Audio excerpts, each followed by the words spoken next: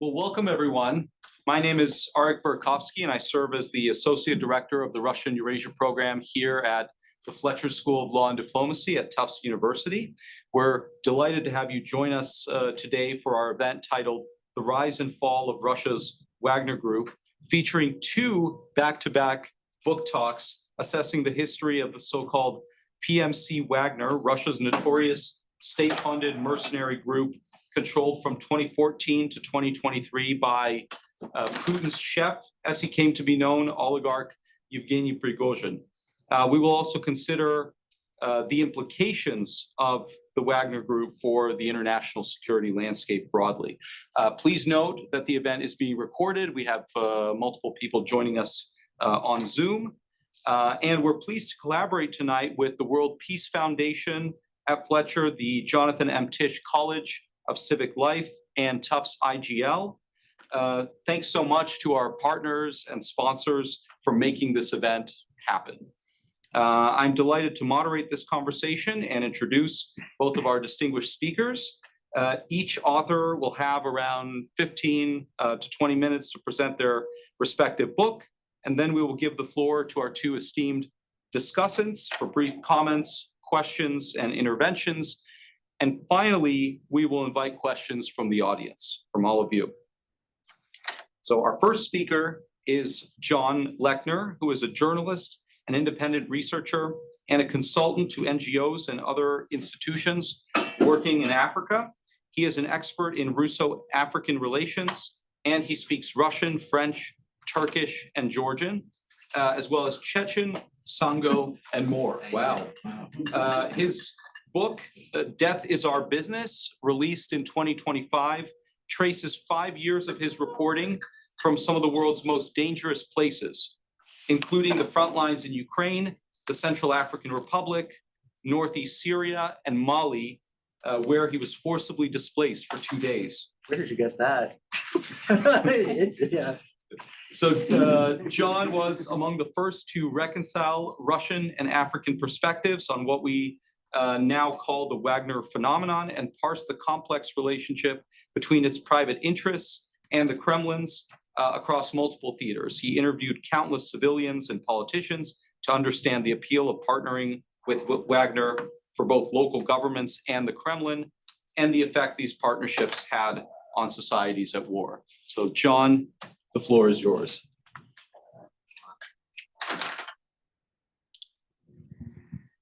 Thank you very much. I can tell that my publisher was the one that wrote that bio. And thank you to Tufts Fletcher School. Thank you, Arik, for inviting me.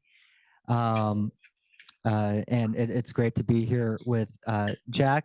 I think Jack and I would make pretty poor academics because we wrote two competing books in a very niche field, and we're good friends. And so I think in many respects our books are very complementary, and I hope that kind of our talk will also be complementary as well. I guess I'll first maybe talk about how I got involved in looking into Wagner, and then maybe we can talk a little bit about the organization itself, some of the places it's been, some of the research topics that were interesting to me in particular.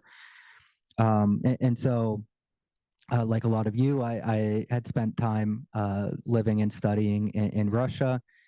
And when I decided I wanted to be a writer and a journalist, I had also been spending a lot of time in Africa.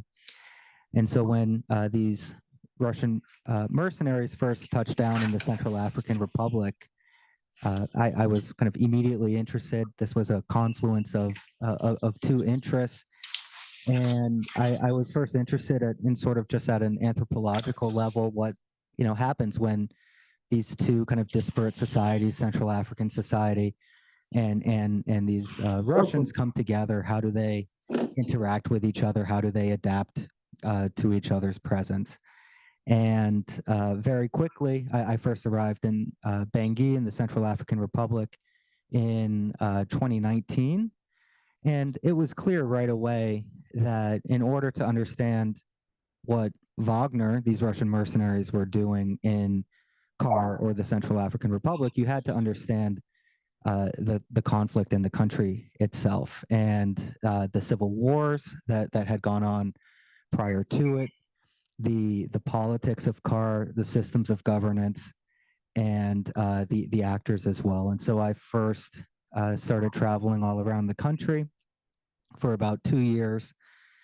And then finally, when I felt I had sort of a solid knowledge base in the political economy of the Central African Republic, I started introducing myself to Wagner commanders who were there and talking with them about how they kind of perceived what they were doing and how they too were kind of attempting to achieve their political goals. And from there, like Arik said, I spent time in Mali and Libya, in Ukraine as well. In the book features interviews with about 40 members of Wagner and various executives, both in Russia, in Africa, pretty much in all of the areas where they operated, and they operated in quite a few places. And so, for those who are maybe a little bit less familiar, we can't really talk about Wagner. I think Jack would agree, without talking about its founder first, Yevgeny Prigozhin, because I don't think that Wagner would have become what it was in terms of a phenomenon if it wasn't for Prigozhin's not unique. There are other people who are like Prigozhin. You can find them in Silicon Valley and in other places, but people who have an incredible ambition, an incredible chip on their shoulder, people who are kind of consummate networkers, always looking to rise ahead. And Prigozhin was one of those people. He kind of grew up on the equivalent of the wrong side of the tracks in the Soviet Union. He went away to prison for 8 or 9 years for assault and robbery. And when he got out, the Soviet Union was collapsing around him. He returned to his native St. Petersburg, where he mixed with some various gangsters who were running around in the 90s, and eventually got himself into a position where he owned 2 kind of fancy restaurants that catered to the nouveau riche and the Russian elite. And one of the clients there, among many, was a younger Vladimir Putin.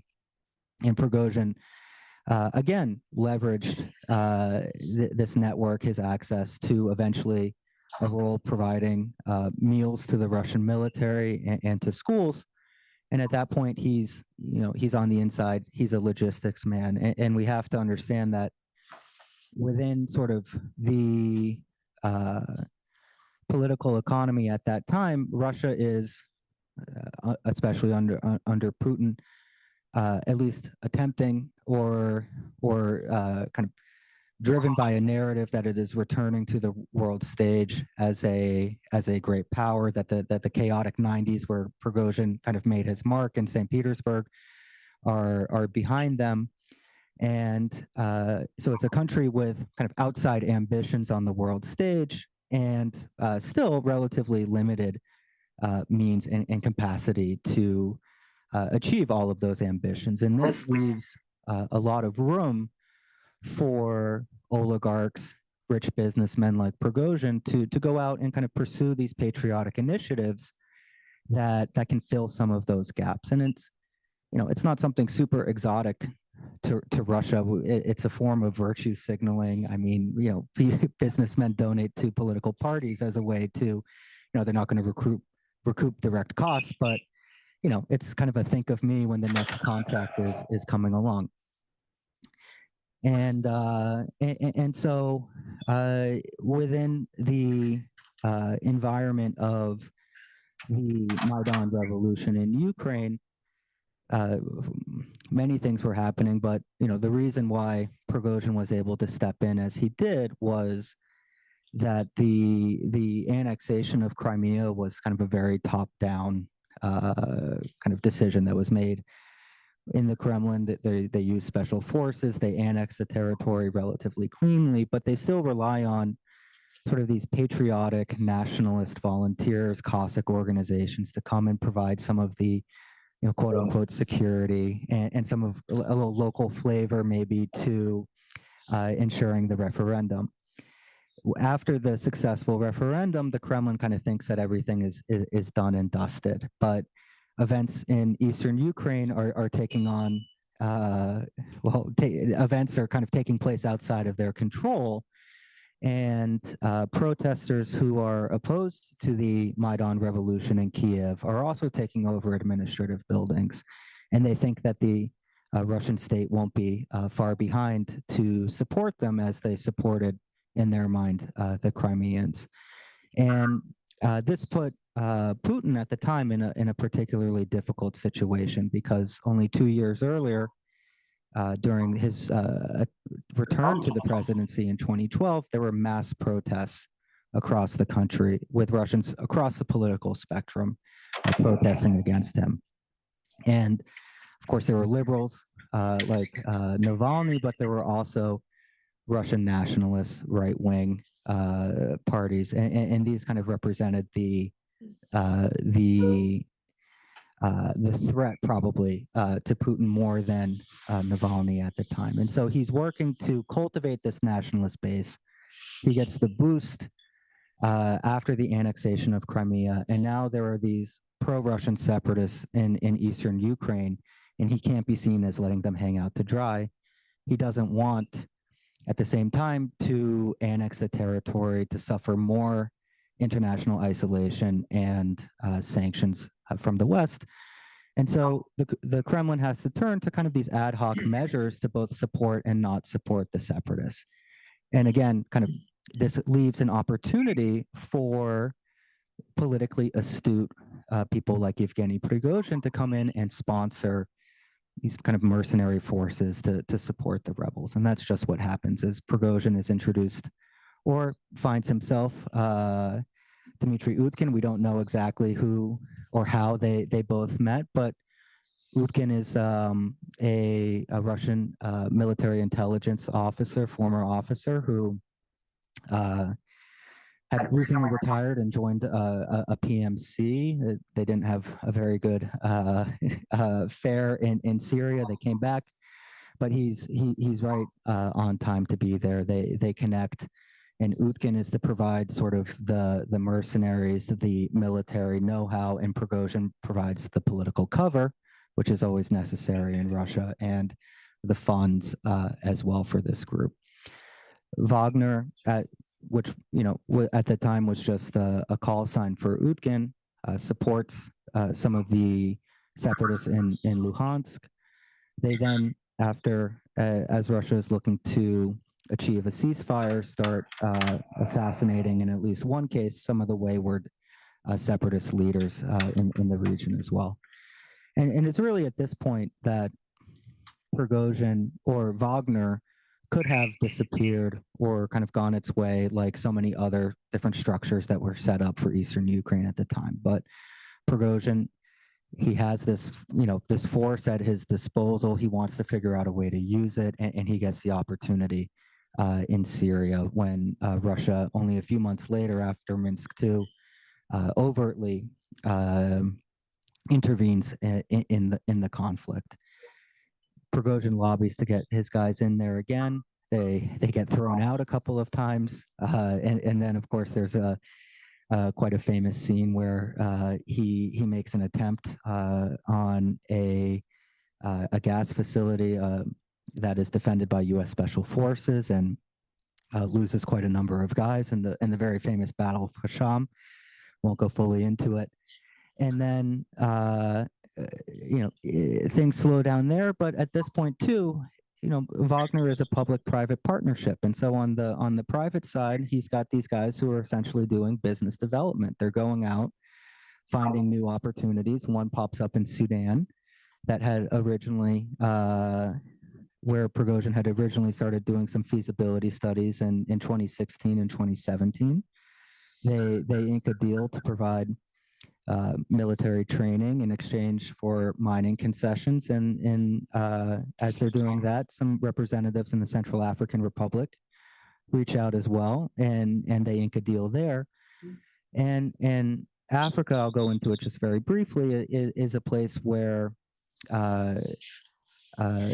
Prigozhin is much more operating sort of on his own. And this is because, in general, I mean, Russia, since the collapse of the Soviet Union, it hasn't fully retreated, but it has a much lighter footprint. It's clearly not as much of an existential interest as, say, Eastern Ukraine or even Syria and eventually Libya. We know that because other Russian security institutions aren't really present in, say, the Central African Republic. They absolutely are in Syria. And these guys also provide a sort of natural check to Prigozhin. And in a place like the Central African Republic, Prigozhin is still limited by Central African society in the context of the conflict to achieve everything he wants to achieve. But there are not kind of the other Russians there who can try and kind of control or check his influence. And so he expands wherever he can into any profitable enterprise that he can.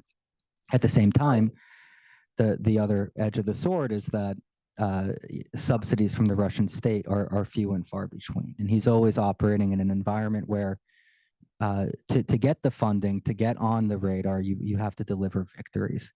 And so there's a great scene in the book where he negotiates an internationally recognized peace deal and delivers a UN-approved peace deal to the Kremlin, and he gets some funding that comes in. At the start of each intervention, he gets sort of the startup funding, but he's not, over time that dries up. And what's initially kind of promised in Moscow by the time it gets down is less than what was initially promised as well. And so he's always trying to fill the gaps. And so, he is operating in this environment still where there's a chip on his shoulder. He always has to prove himself as sort of this uncouth ex-con. And I'll let Jack kind of take over from here, but he is, over the years, he becomes increasingly important, or at least in his mind, in terms of the operations in Africa. And he's particularly good at selling a narrative, especially back to the Kremlin, of what Russia's interests are. And that brings us to around 2022, where Russia is preparing for a full-scale invasion of Ukraine. And Prigozhin is actually left out of it. Thank you, John. Well, let me briefly introduce our next speaker. Jack Margolin is an independent expert on international crime and conflict. His work focuses on the use of emerging technology and novel methodologies to expose the drivers of political violence. And he earned his bachelor's degree in international security and a minor in Russian language here at Tufts University. I met Jack more than a decade ago at this point through the epic colloquium and symposium of the Tufts IGL, where we spent a year studying Russian economy, politics, society, history, and culture. And we're glad to have you back on campus. His book, The Wagner Group, published in 2024, exposes the history and the future of the Wagner Group, Russia's notorious and secretive mercenary army, reveals details about their operations never documented before, using extensive leaks, firsthand accounts, and the Byzantine paper trail left in the group's wake. Jack traces the Wagner Group from its roots as a battlefield rumor to a private military enterprise, tens of thousands strong, that eventually comes to threaten Putin himself. So Jack, please. Thanks, Arik. Yeah, great to be back. Really happy to share this stage with John as well, who left me with a great cliffhanger there. So thank you for handing me off when the story gets really exciting. Similarly, I'm going to provide a little bit about how I ended up working on Wagner. You'll notice that we use Wagner and Wagner interchangeably because there's no right way to say it. They anglicize, or they use the Latin rather than the Cyrillic quite frequently. I'll talk a little bit about how I came to work on Wagner. and the process of writing this book. And then I'll pick up where John left off, focusing a bit more on sort of what my window into Wagner was, which was focused on Wagner as a criminal network, and understanding how, as an organization, it served both as a private network, but also one that was interfaced and deeply entrenched within mechanisms of the Russian state that are primed and adaptive and really great at working with these sort of semi-formal networks in order to achieve Russia's foreign policy objectives abroad and make some people rich while they're doing it. So similarly to John, I think in many ways, I didn't set out to write about Russian PMCs. That wasn't really a very well-known phenomenon when I started working on the book. The documented history, or rather like the public interest in Wagner, is one that I think has led many people to understand the story of Russian PMCs, and indeed PMCs more broadly in the contemporary context, as being one that's pretty short. If you ask people about private military companies, generally the two things that they'll mention now, which is great because it was really hard to get people to want to buy this book when nobody knew what the Wagner Group was, are the Wagner Group and Blackwater. And I found oftentimes that people would want to compare the two or understand how they were related to each other or see them as part of the same phenomenon. And I was starting to work on this. And like the sort of like academic and frustrating answer to that is like, oh, it's complicated how they're related and also not related. But I actually do think there is an interesting story there about how Western PMCs as well lead to the formation of what becomes the contemporary Russian PMC. And that grows out of a history of obviously a long lineage of mercenary warfare, which other people have written about in much greater detail and with much greater acumen than I could. And I give a very brief treatment in the book because I have no business talking about it. But in the contemporary era, really emerges out of the post-Cold War international order, where traditionally the sort of patrons of smaller states or non-state armed groups are no longer as clear as they once were, creating a lot of opportunity, right? So I pick up particularly in that mercenary history in South Africa, with the growth of a group of companies, most well-known among them being one called Executive Outcomes, which ends up turning the tide of, we could say, turning the tide perhaps of one African conflict and having a serious set of implications for another. And that becomes the sort of example by which I think many continuing today, modern mercenaries, as we might call them, because that's a great term, draw comparisons. So I think if you were to ask somebody like an Erik Prince, if you were to talk to the folks that run larger, even more profitable and more boring private military contractors, they could still tell you a lot about Executive Outcomes, what was impressive about it, what was original.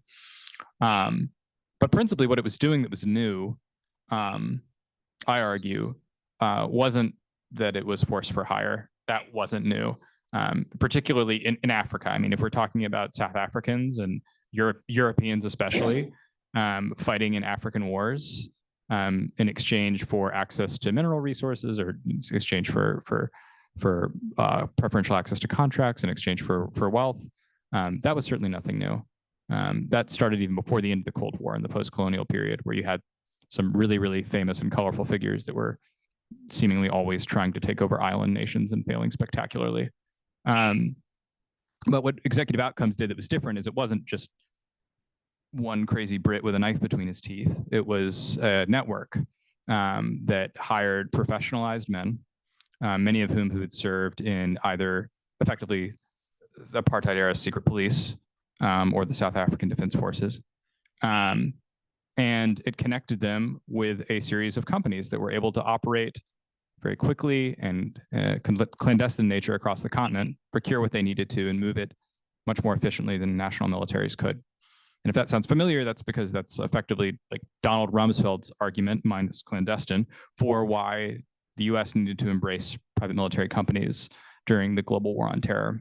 They're more efficient.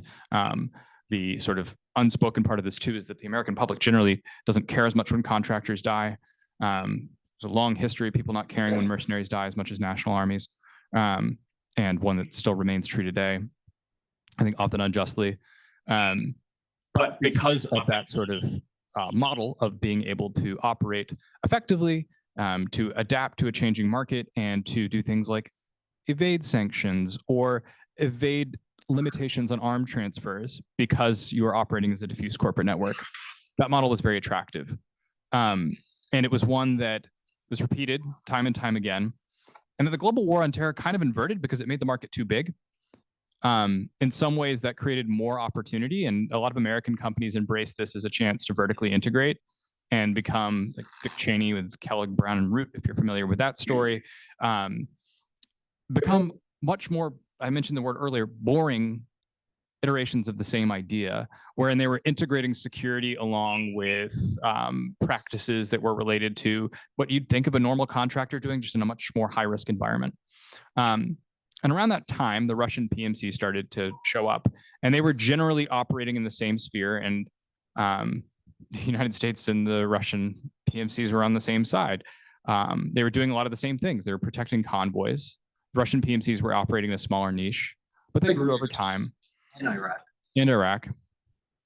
And eventually, they came to represent an interesting share of the market. But more than that, there was a lot of human capital that had been developed. And a number of those individuals went on to then pivot into maritime security when that became a larger market due to threat of piracy around Somalia and the Red Sea more broadly. Familiar story. And ultimately, it was those individuals that would end up being drawn upon to create what was the first iteration of the Wagner Group in Eastern Ukraine. And something that John mentioned was the fact that couldn't identify an exact moment in time where Prigozhin and this sort of merry band of mercenaries that were drawn out of combat experience and mercenary service or serving with the Spetsnaz or VDV, Russia's airborne.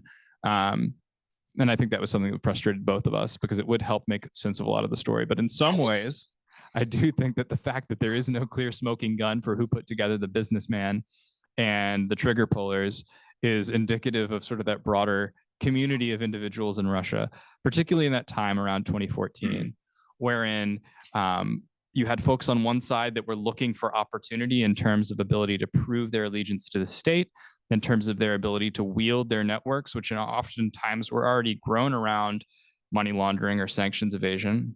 There's a reason Prigozhin had such a large corporate network and why it was so effectively able to adapt from school catering to school and military catering to running an international private military enterprise. And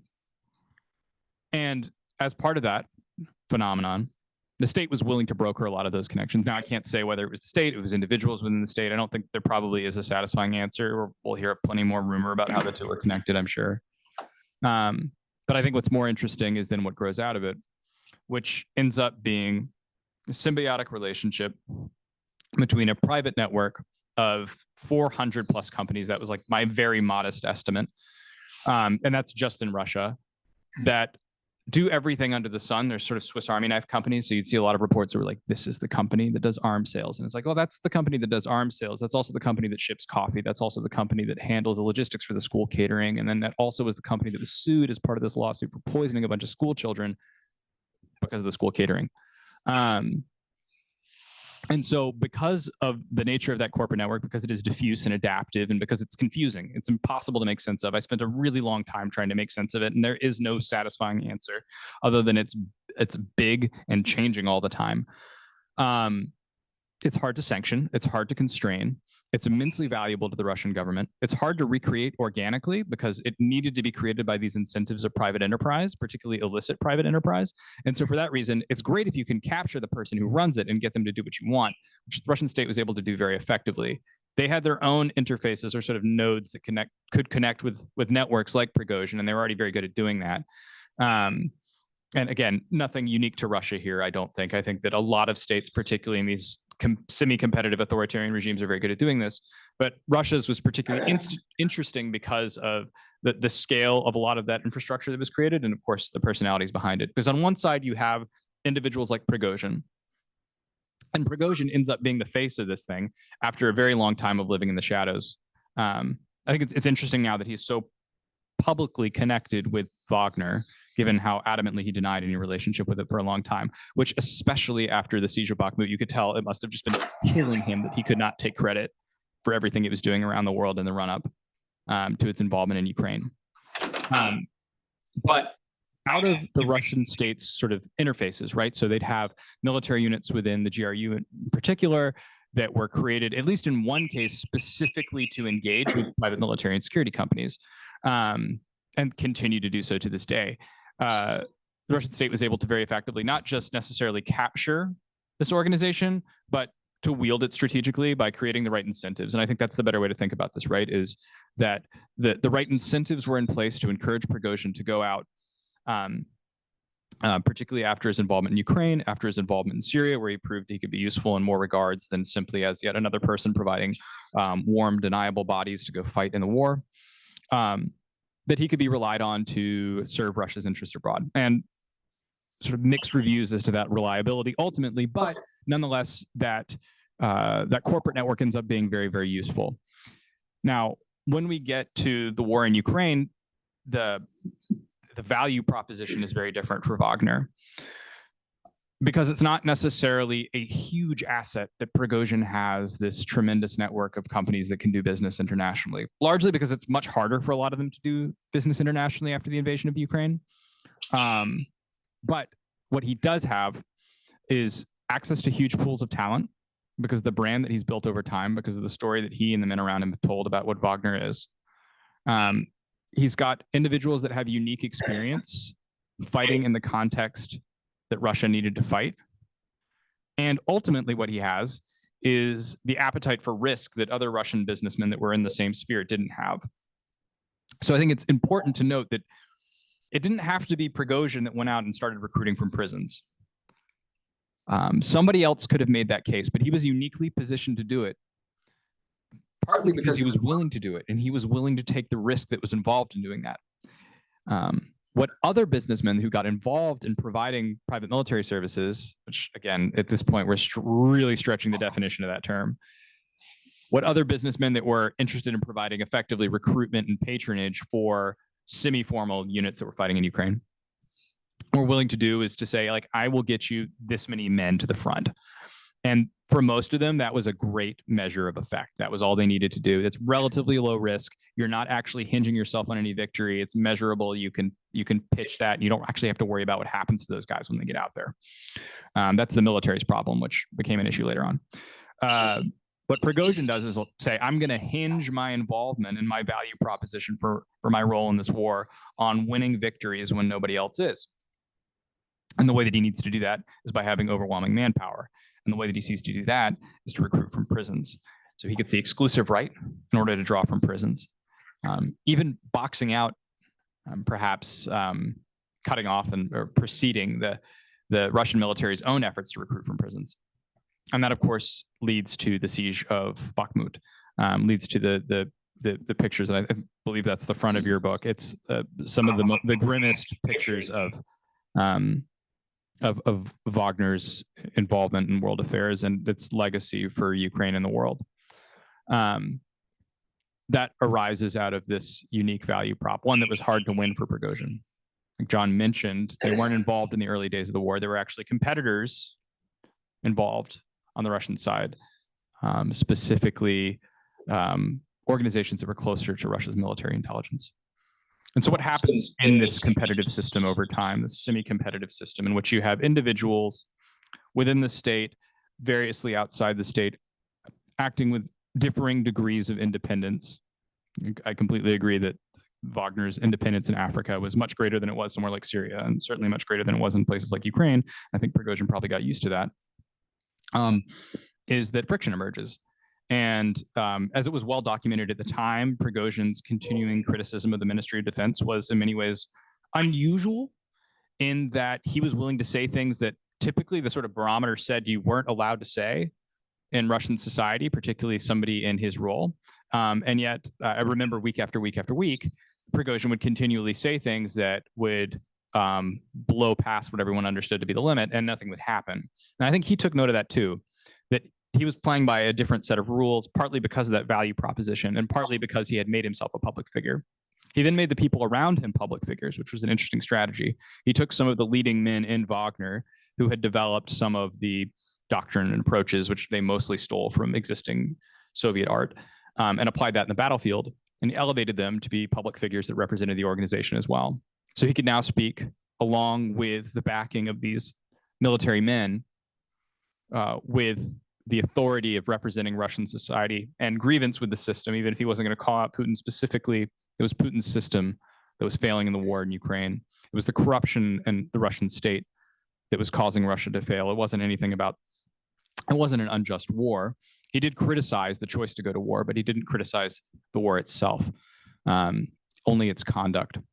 And what ends up happening is, of course, he runs out of levers to pull in order to extract the concessions that he needs. For Prigozhin, this is always about access to wealth through preferential access to rents, security and influence. And he senses that his security is waning, and that his influence is not as great as he had assumed it was, as he comes increasingly into conflict with other networks, particularly those within the Russian state. And that culminates in him doing the last thing he thinks is available to him, which is to stage this mutiny, the March on Moscow. And that is an effort, I believe, principally to signal resolve, and ideally in his mind to create a situation whereby he can cause the political change that he wants to happen that will leave him in a preferred position, not necessarily one within the Russian state, but likely to land the people that he wants in positions in the Russian state. And I'm not the first to say this. I think a lot of other commenters observed this at the time. The irony there was that he made it impossible for Putin to accede to any of his demands because of what that would mean for Putin politically. We then get a really weird peace deal. I was on a flight back from vacation after very intentionally not checking Twitter back when it was called Twitter for like a week. And when I was going to get on the plane, I opened my phone and I saw tanks rolling into Rostov. I said, enough of that. Got on the flight, landed 6 hours later, and the mutiny was over. The deal that was struck was really, really strange. And it ended up splintering the organization, and it made the future of Wagner uncertain. And ultimately, the sort of next chapter in that got revealed by when Prigozhin was killed in a plane accident some months later. I think most interesting part of that story isn't the surprise death of Prigozhin, because it wasn't necessarily a surprise. The delay before it was maybe surprising. The method of killing somebody in a plane crash was pretty spectacular. But then I think what happened after the fact, which was something that John and I both talked a lot about, was a very interesting set of phenomenon whereby parts of that organization persisted, parts of that organization rebranded, and you could see the different networks within the Russian state and the remnants of Wagner trying to parse out and negotiate what their future was going to be. And we're in a position now where I think a lot of those pieces are in many ways set. And it's much clearer what the long-term influence of the Wagner Group will be. Unfortunately, I think a lot of that influence is pretty grim.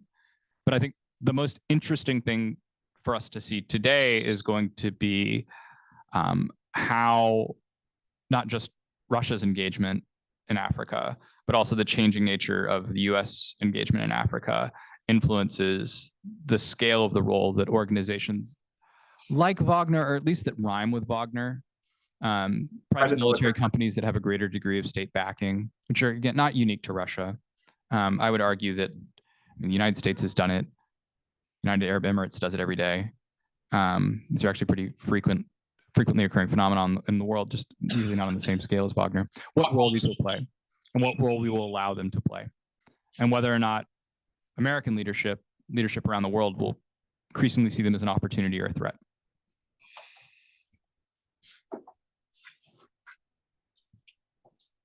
Great, thank you, Jack. And so now I'd like to call our two discussants, Pavel Luzin and Alex Waal, so we can have a conversation about the book. Oh, sorry. Let me introduce them. Pavel Luzin is a visiting scholar with the Fletcher Russia and Eurasia Program. He is also a non-resident senior fellow with the Democratic Resilience Program at the Center for European Policy Analysis, CEPA, a senior fellow at the Jamestown Foundation, and a regular contributor to the Foreign Policy Research Institute and Riddle, Russia. He is a specialist in international relations and an expert on the Russian military and defense industry.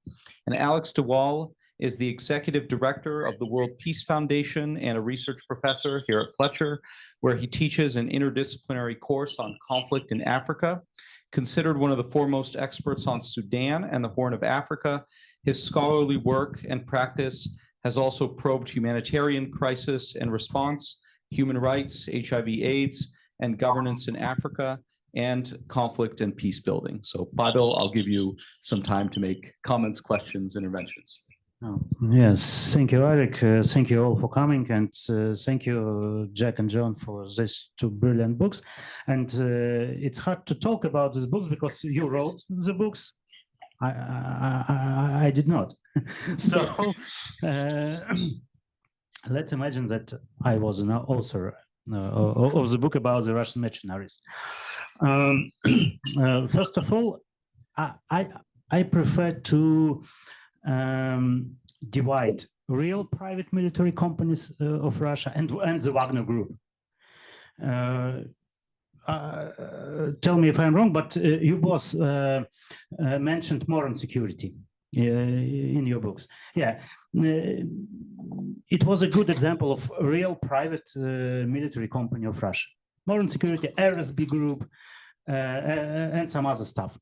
They worked in legal field or almost legal field, if we mention modern security, but their business was legal or almost legal.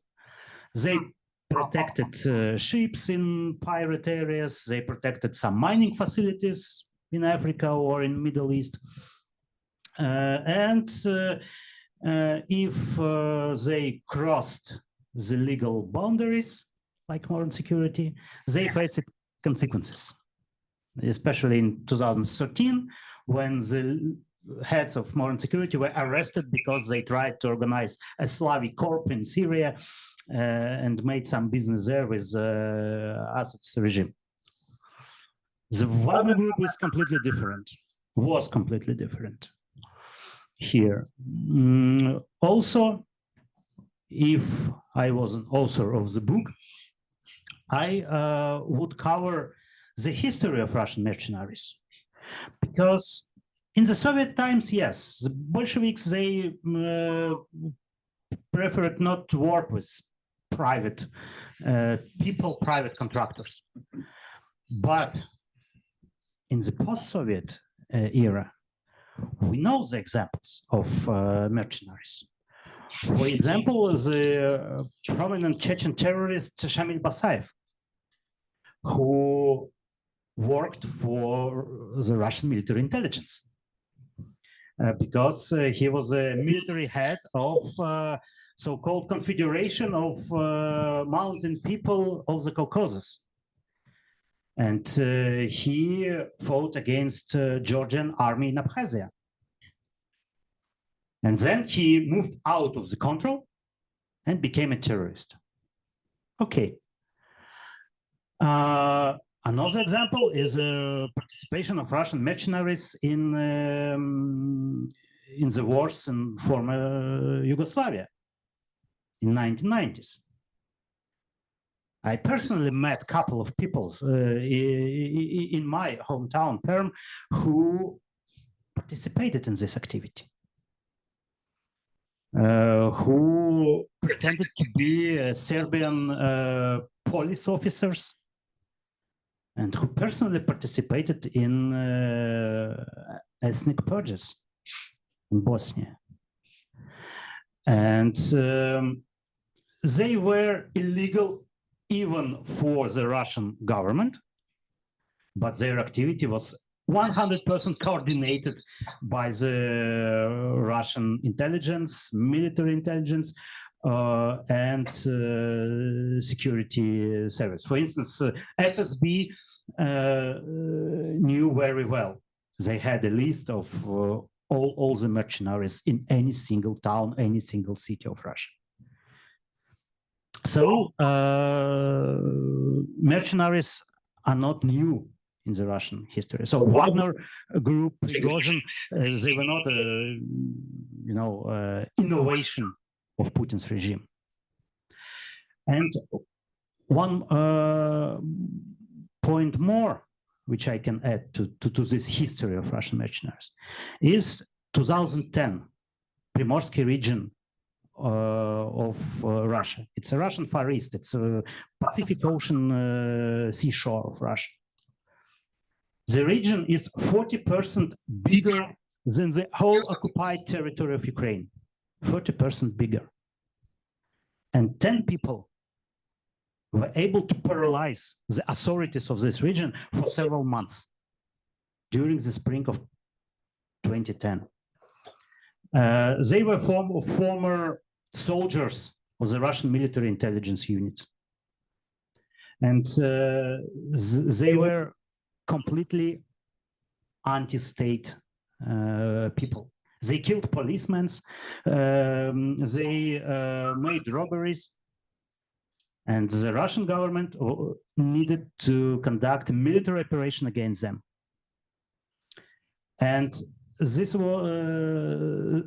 event was a trigger point for the Russian government, because they realized that there are a number of people in Russia who are against the state and who are competent enough to conduct military activity, to paralyze the big territories of Russia. And the Russian government follows the Machiavelli's principle. If you cannot prevent something, you must lead something. If you cannot prevent the appearance of these people, you must use them in your activity. And that's how the recruiting machine of the Wagner Group appeared soon, just 3.5 years later, after these events in Primorsky region. And for me, there are more questions than answers towards the Wagner Group, because one of these questions is what agency was coordinating the Wagner Group in 2022-2023? Because yes, we know their affiliation with military intelligence, but we also know that they got money from the federal budget. So we have to investigate which agency precisely was responsible for this money, because that's how the Russian power system works. If you have money, you must have agency. And I'm afraid we cannot say that, oh, that was only military intelligence, GRU. I think no. The second question is why the Russian military refused to execute their duty during the mutiny and just gave up the South Military District headquarters. For me, it was a big surprise. Not the mutiny itself, but the refusal of executing duty. What does that say about the nature of power in Russia? It can tell us that Russia is on the way to the failed state, for instance. And probably it may explain why the current American administration is trying to save the regime in Russia, because maybe they realize that Russia is going to become a failed state with nuclear bomb. Okay. The third question is, what did governor of Tula region Alexei Dumin, what did he do during the mutiny? Because his last public appearance was a Friday morning of that weekend, of the weekend of mutiny, and then he disappeared for 3 days. And the interesting fact about Alexei Dumin is that he was a former chief of personal security of Vladimir Putin, and then he was a commander of the Russian Special Operation Forces. And he was the only governor in the area of mutiny which was silent during the mutiny. All other governors, they were pretty active, they were public, except him. And probably he participated in some bargaining, some negotiations, but his career later, he became Putin's personal advisor. And currently he is a member of Russian Security Council. And the fourth and the last question is, why was the Russian leadership not able to arrest Prigozhin after the mutiny? Why they decided to kill him without any, legal investigation, arrests, criminal, hearings, and so on. So I presume that these two books are brilliant, but maybe we need a kind of second chapter or second books which will explain us all these questions. Thank you. Great answer. If you'd like to react, and then we'll give Alex the floor. Well, I'm happy to tell you that I interviewed a number of guys who volunteered in Serbia. And so the first section of the book is about the links between the Russian volunteers, the Tsar's wolves in Bosnia, and how those connections facilitated, how a lot of those guys showed up in Crimea again, obviously, and how they actually facilitated through their networks the arrival of Serbs into Crimea and then Eastern Ukraine. And there's a number of guys in there who I interviewed who volunteered in Bosnia and then joined also various PMCs like Moran and RSB Group as well. And I think both Jack and I outlined the history of Moran, Slavonic Corps, RSB, Vega as well in the opening sections. I think the other kind of big question was the mutiny. Where Prigozhin was getting his money from. I agree. And there's a lot to say that his patronage networks overlapped with Shoigu's as well, and he probably was getting funding also from I would think the presidential administration and the MOD as well at the time. So it wasn't just, as you said, a GRU operation by any stretch. And he wasn't someone who would allow himself to become beholden to any one particular institution as well. He was always looking to try and increase his touch points with everybody in the Russian elite. And even in instances where, we know that there was sometimes some bad blood with the FSB. I mean, he still worked with people in the FSB too. I mean, both, like many things can always be true at the same time, and nothing, necessarily means that precludes the other. On the mutiny, I think that's a really interesting question. And my answer to it is that I think to a certain extent, as Jack mentioned, Prigozhin from the Wagner guys that I had spoken to, a lot of them actually felt that their relationship with their fellow soldiers on the front was very good. And these guys didn't have cell phones, obviously, because they're on the front line. And so they were often very unaware of some of the bigger kind of machinations that were going on on Telegram and those types of things. And some of them were a bit surprised to find out that there were like significant ammunition shortages. And there's a big debate to be had on whether Prigozhin was also sort of weaponizing that issue to in his rivalry with Shoigu.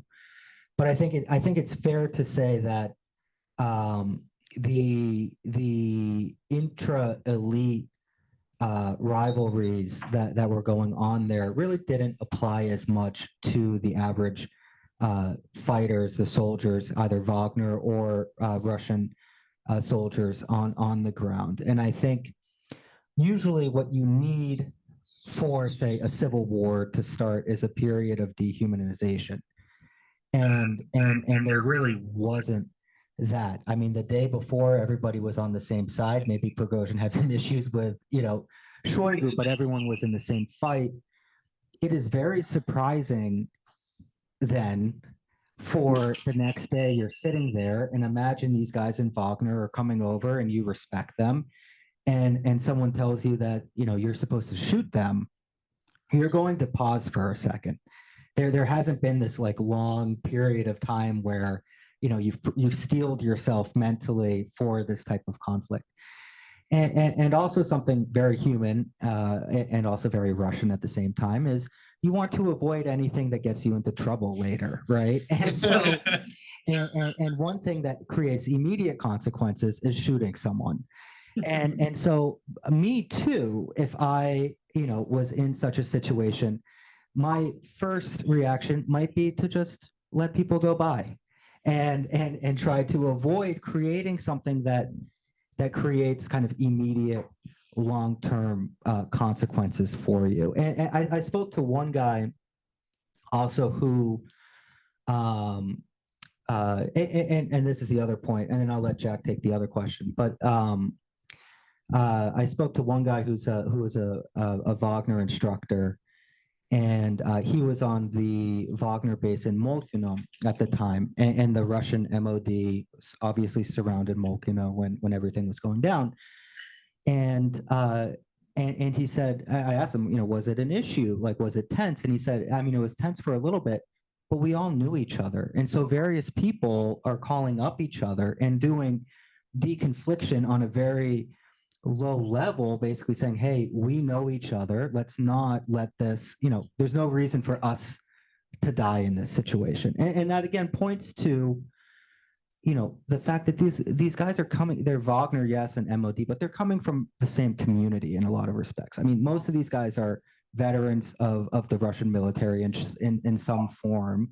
They have plenty of guys that they can call on the cell phone, basically saying, hey, we're surrounded here. And I think that's probably what happened. And that's not to diminish the fact that people did die, that helicopters were shot down and a number of people were killed. But I think it might explain partially why we didn't see as much violence as. I think where you saw people that were killed, it was largely a consequence of how much more difficult it was to deconflict.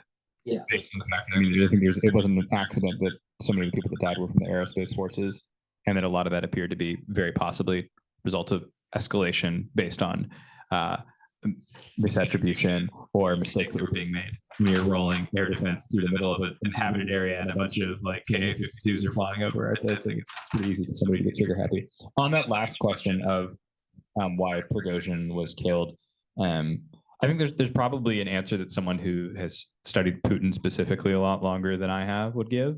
My answer would be less oriented around like the personal psychology there, which is not to say that that's not valid. Like I think there's probably a lot of very valid explanations for why, some of them very, very easy to understand why Putin would want Prigozhin to die quite spectacularly. But I think if we were to look at the practical reasons for it, one thing that we were talking about, and I think also along with folks that were focused on understanding particularly Russia's role in Africa, in the period between the failed mutiny and Prigozhin's death, which I feel like is so euphemistic to say. There's no like non-euphemistic way to describe Prigozhin's death. He was in an airplane and exploded. Later, the Russians said they were drunk and playing with a grenade. It's a mechanical failure. The wings flew off. Was that we were watching what I think this can become very conspiratorial very quickly, but I do think we are watching a form of negotiation in terms of what was Prigozhin willing to cede. What I think you described as like the sort of the state nationalizing or taking on certain aspects of private enterprise that proved successful. And I think also as a result of Prigozhin's, the fact that he demonstrated that he wasn't necessarily a reliable partner. Where we saw the Russian state basically saying like, okay, you can have your training mission in Belarus. Nobody's going to fight you for your training mission in Belarus. You're going to get to post a lot of videos on Telegram. We're going to have the girls from the beauty school go out there, the things they actually did. It's like not a whole lot is happening there, I don't think. Or, Prigozhin's view, no, I'm going to hang on to my holdings in Africa. That's what sets me apart. That's what guarantees my remaining security, influence, and access to wealth. It is the thing that sets me apart, which I don't think the Russian state was particularly interested in. And I don't know if any of that was an actual discussion in the negotiations, but it became a very real discussion as Prigozhin continued to insistently meet with partners in Africa. And as the Ministry of Defense, essentially every security service in one way or another, started to muscle into that domain and assert that they were the new owners of these relationships, first and sort of most easily in Syria, where Wagner already had a very diminished presence, and then in Libya, where Wagner had always been extremely reliant on the Ministry of Defense. It's worth remembering here, and this is like another long tangent that I will avoid, but in the sort of comment around particularly what Wagner, what distinguishes it or doesn't distinguish it from other PMCs, I think its ability to leverage the full logistical might, particularly of the Ministry of Defense, is a key differentiator. You didn't see other Russian PMCs flying MiGs and Sukhois in combat, which Wagner did in Syria. And I think it was a pretty big red flag to anybody still calling them a private company at that point. Russian private companies don't fly MiGs and Sukhois and engage in combat with Turkish drones. But I would just add to the one other thing about why, I mean, there's also a way to look at it in that it actually took it's not surprising that it took about 3 months or so for the Russian state to go after Prigozhin, because, I mean, the same aspects of the Russian bureaucracy that made Prigozhin so effective in a way also had to swing into action in order to kill him, right? And I mean, think about how long Navalny was able to survive in Russia before his eventual demise, and in that respect, Prigozhin's was like a speed process going through. But the kind of thinking about how these types of institutions work, the first thing that you're going to do is you're going to have to launch an investigation about how deep the mutiny went, right? And then you have to figure out exactly how everything that Prigozhin had, how it works. You have to do all of these things before you kill him while you're still negotiating with him as well. And so I think there was probably a serious fact-finding mission that was going on at the same time before they felt comfortable that they had the answers that they needed before, you know, metaphorically pulling the trigger as well. And 3 of the primary instigators all got on an airplane together in Russian territory, which was, we all hope we get that lucky, right? Yeah, I think that like the shorter answer to like why kill him rather than imprison him is one of practicality, and that it was pretty clear that particularly the rest of the network that Prigozhin had elevated could continue to lay claim to legitimacy. With Prigozhin, Utkin, Dmitry Utkin, the sort of military face of Wagner, financial managers, and some of the other people in the closest circle out of the picture simultaneously, there was nobody who could lay a claim to legitimacy, which has been an ongoing issue for the organization, right? Because there's a current Wagner Group, and it's not super impressive. It's certainly not what it was. The head of it is like Prigozhin's 27-year-old son nominally, and one of his most despised assault detachment commanders, who I only started hearing about when people started complaining about him. That was like my first familiarity was like, everybody hates Lotus. That guy's gotten so many people killed. And the more people you talk to, the more people will say that. So I think it's created a crisis of legitimacy where it was very easy to have a captive organization. That might have been difficult to let people alive. But I want to make sure that we we hear Alex's perspectives here as well. Alex, please. So yeah, thank you, Jack, John, and Pavel, and Arik. This is really fascinating. I, of course, will speak to the African perspective, and I'll speak briefly because I'm sure there are also many comments and questions from the floor. And I think Wagner Group and Prigozhin are actually, in many ways, very familiar figures from the history of Africa, from the mid-19th century, in particular, the colonial conquest, when you had chartered companies, when you had sponsored military, commercial, transnational enterprises, including people of many nationalities, and including especially in the Nile Valley and Central Africa. That was how those places were conquered. That was how Tufts University got its mascot, was captured these characters dragged in chains to the United States. And so these were ethics-free zones.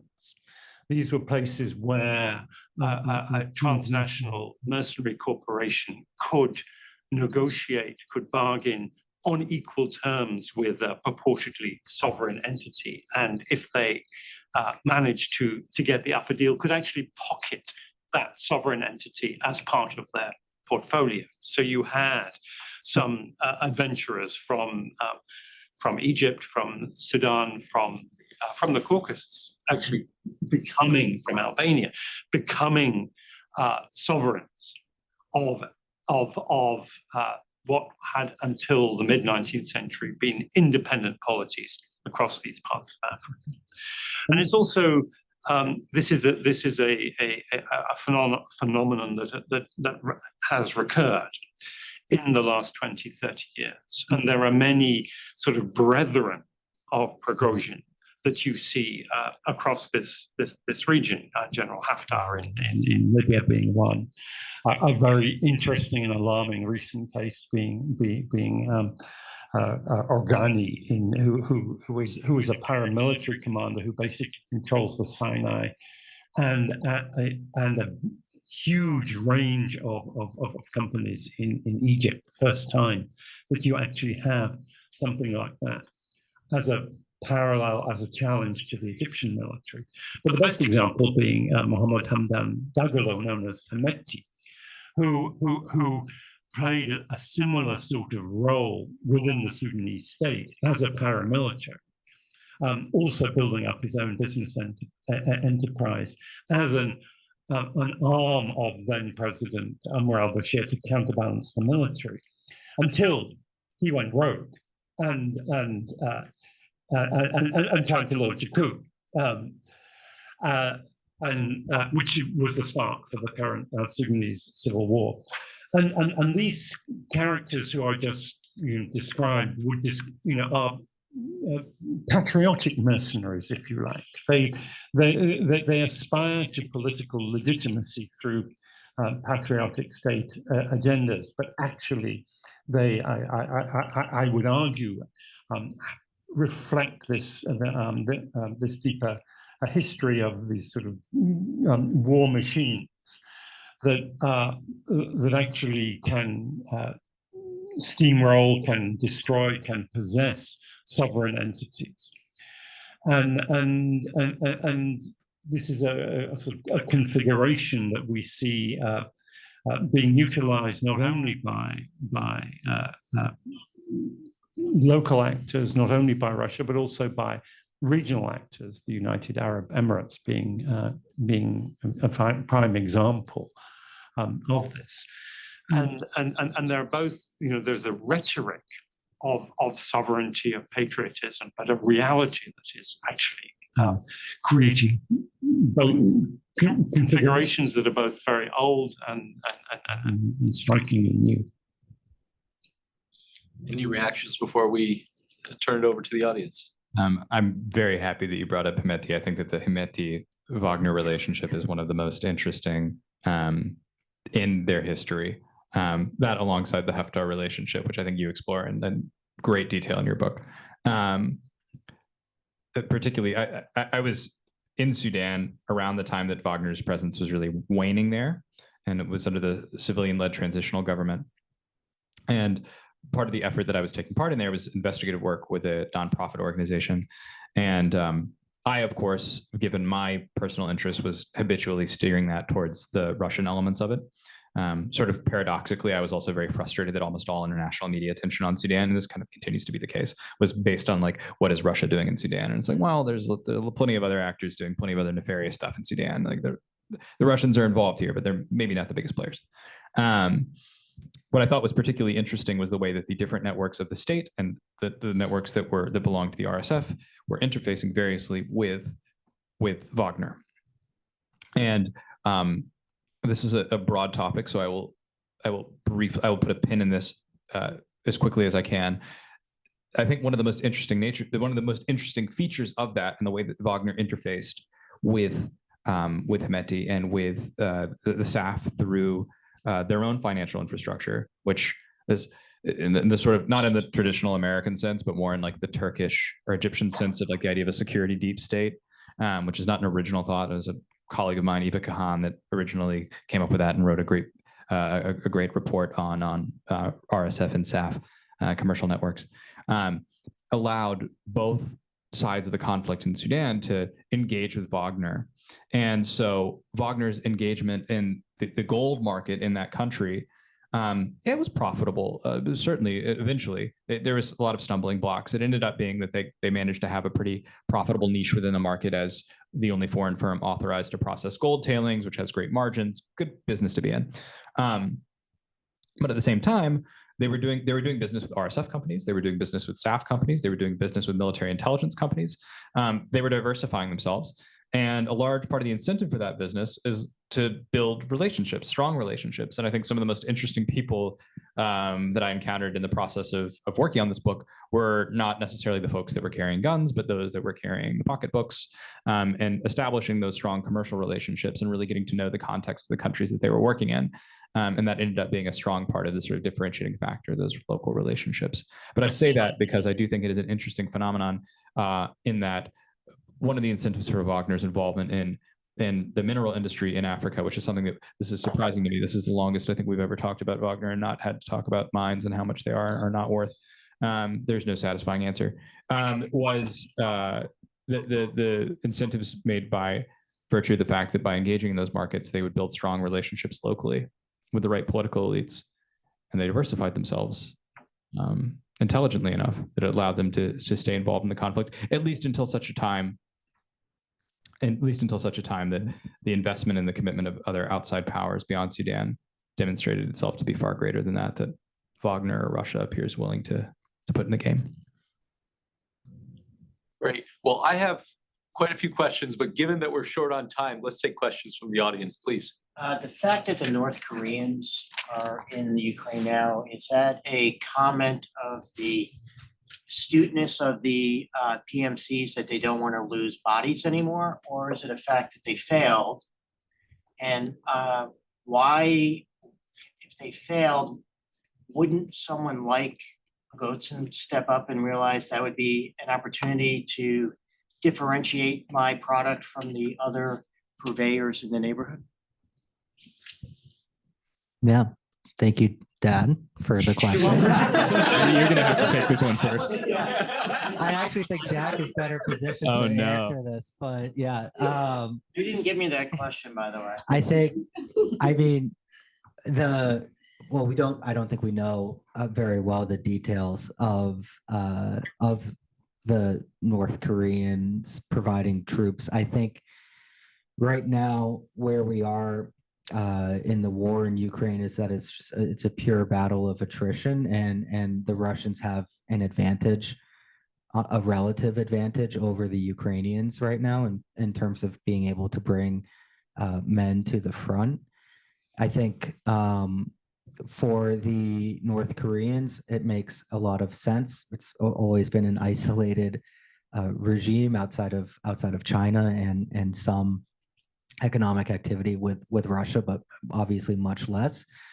The North Koreans probably get some amount of cash for each soldier that they send over, and the guys who live come back with a skill set in what it has been kind of the first large state-to-state war in a long time between two kind of very serious nation states, and that's nothing to shake a stick at right now. I mean, I think even the convicts who went through Wagner, the ones who survived now have an incredible skill set and have gone on to become commanders themselves within Wagner and other organizations. I mean, American soldiers do not have the type of experience that both Ukrainians and Russians now have in war, and I think that's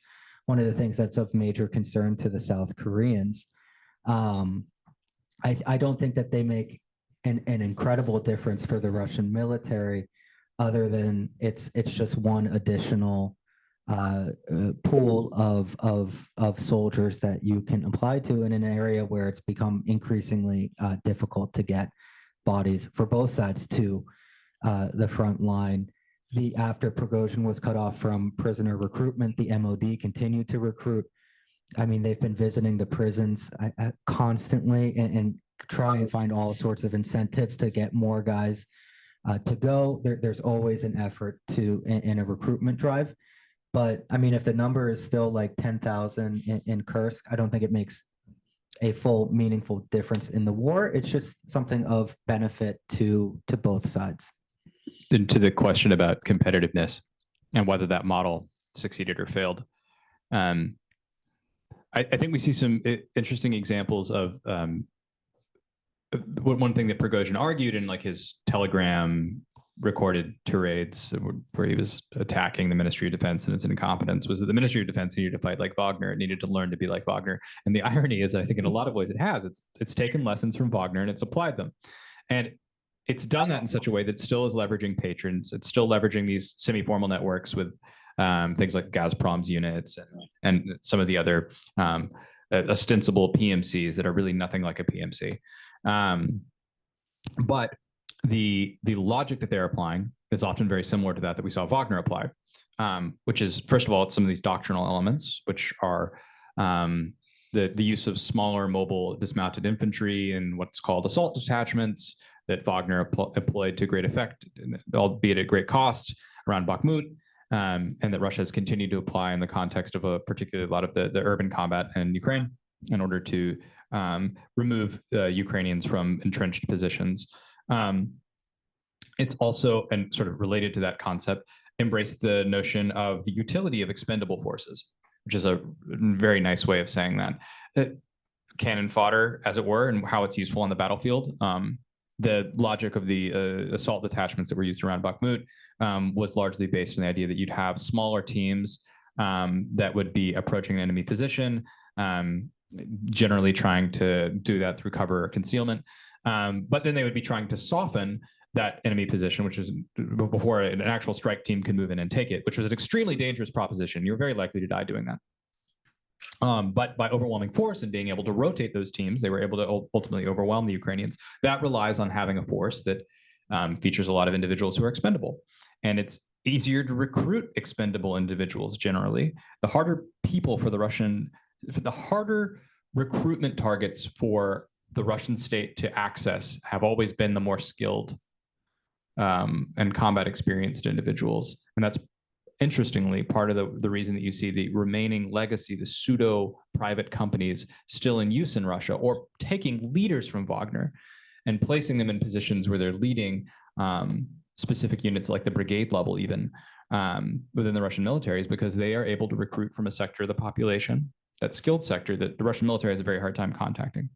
So the Russian military is doing three things there. It's applying some of these doctrinal ideas that Wagner proved to be effective. It's continuing to try to access expendable forces and field them in a way that it actually makes a difference on the battlefield, whether that be the North Koreans, whether that be the prison population, which they're still continuing to use through these Storm B units. And then finally, the use of charismatic figures that are tied to the Wagner brand. It is a brand that the Russian military can use to draw in extremely effective, or at the very least experienced and competitive individuals to fight on their behalf in Ukraine. Other questions? Let's collect them, given that we don't have very much time. We'll go in order. Sure. I have a question about Wagner operating in Sudan in regards to the gold mines, but then you also see the SAF moving closer towards Russia, trying to court Russia. And I'm wondering about the impacts of Russian foreign policy in Sudan when you seem to have the RSF closer with Wagner right now, and whether there's a lot of autonomy there that Wagner has in Sudan. Great, thanks. You had your hand raised? I was interested kind of about what John had said earlier about the way American society treats paramilitary groups without as much respect, say. And I was curious if you could comment on the propaganda machines going on between Russia and the US, given like the modern media access to media censorship within the context of like kind of strongman ethos going on right now across both of our societies. And especially that to what you just said for recruiting basically, you know, these ex-prisoners. And so like, what's the average Russian thinking? Like celebrating war hero or? Well, and it's interesting because the Wagner Group was involved in propaganda for recruiting, but also Prigozhin was involved in these disinformation campaigns through the Internet Research Agency and other entities. Other hands, I think there was one more. Yeah, going off of Tanner's point, in the wake of Prigozhin's death, he said that they become less effective, but you know, we did see them become entrenched in governments in the Sahel, Chad, CAR. And so I'm curious, what do you see their current presence?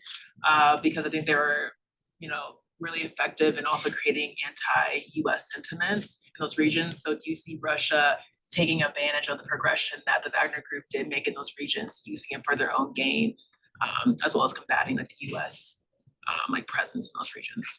Great. So all very easy questions in 5 minutes, please.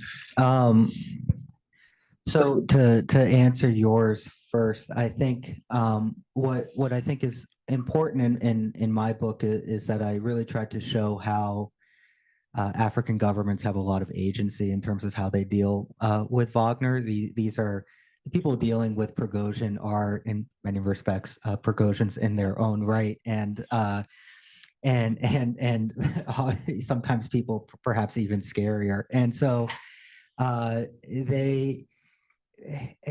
what I found very interesting is that, you know, each intervention in Africa was very different, and it's a testament to what the African elite in each country were demanding or allowing to take place, and also the fact that each one of these ecosystems is a very different conflict with different actors, different social norms, cultures, all of those things. And as the U.S. found out in Afghanistan, again, another one of the poorest places in the world, you can have all of these resources and still not be able to achieve your outcome when, you know, locals don't want something to happen. And that's exactly the same case even in the Central African Republic. And so they are partnerships, and they are certainly, you know, in some places entrenched, but it's sort of a mutual, these networks coming together of African elite and the Russians and leveraging each other to achieve the outcomes that they want to achieve. And there's really the interest of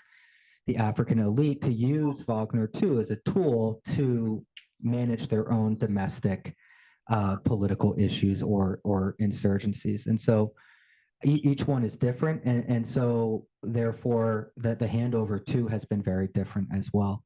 In the Central African Republic, again, Prigozhin was kind of off on his own, doing his own thing. People showed up there from the Ministry of Defense and elsewhere and had no clue what was going on. And it was kind of decided that if it's not broke, let's not fix it.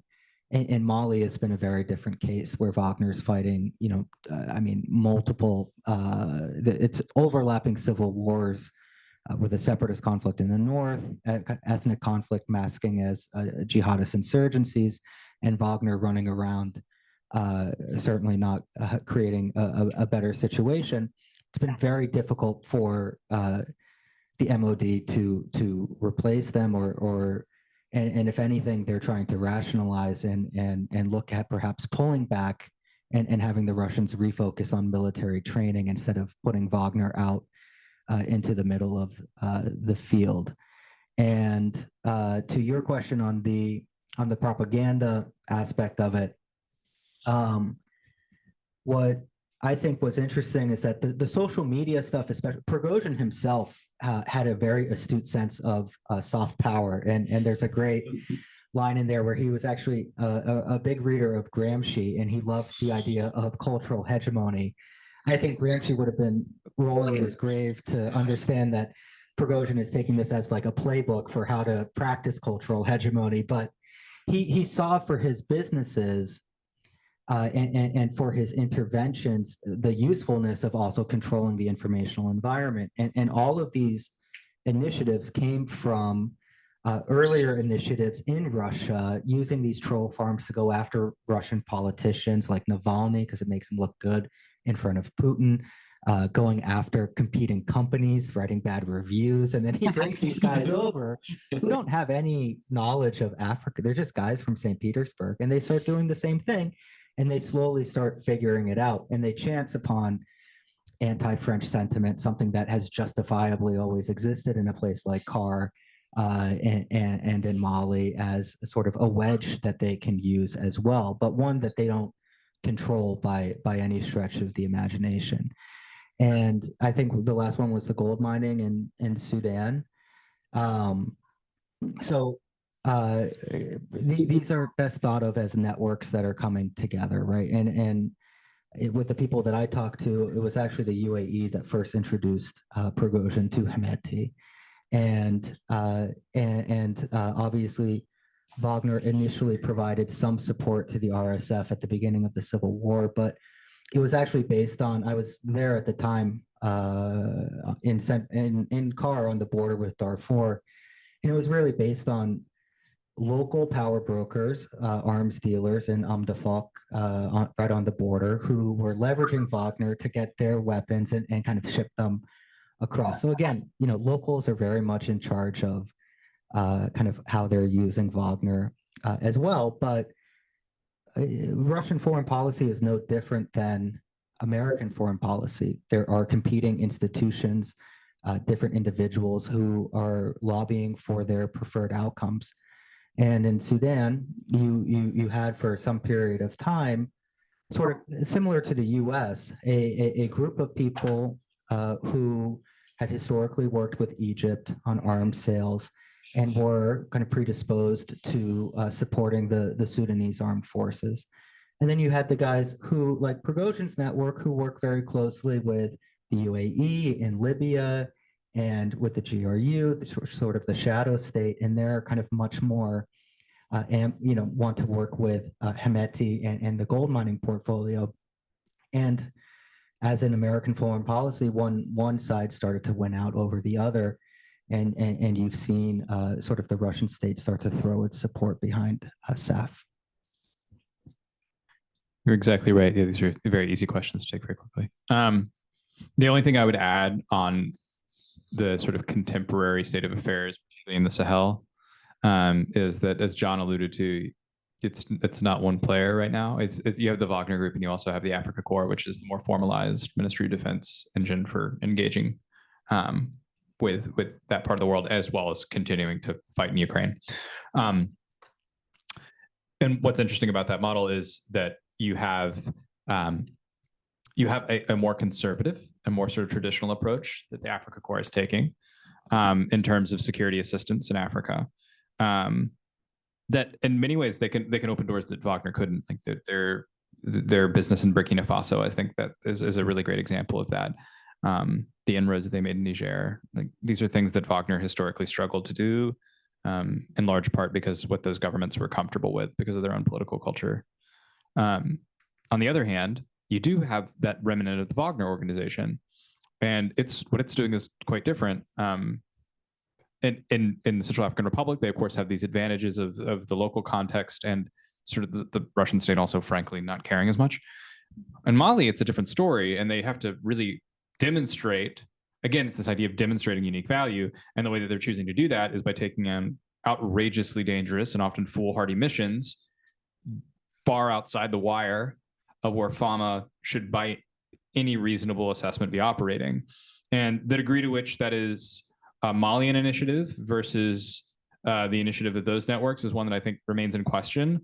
I certainly agree that in so many of these places, right? It's in many of these places, it's the tail wagging the dog, and oftentimes it's not immediately clear to either party who's just setting the direction of the wind.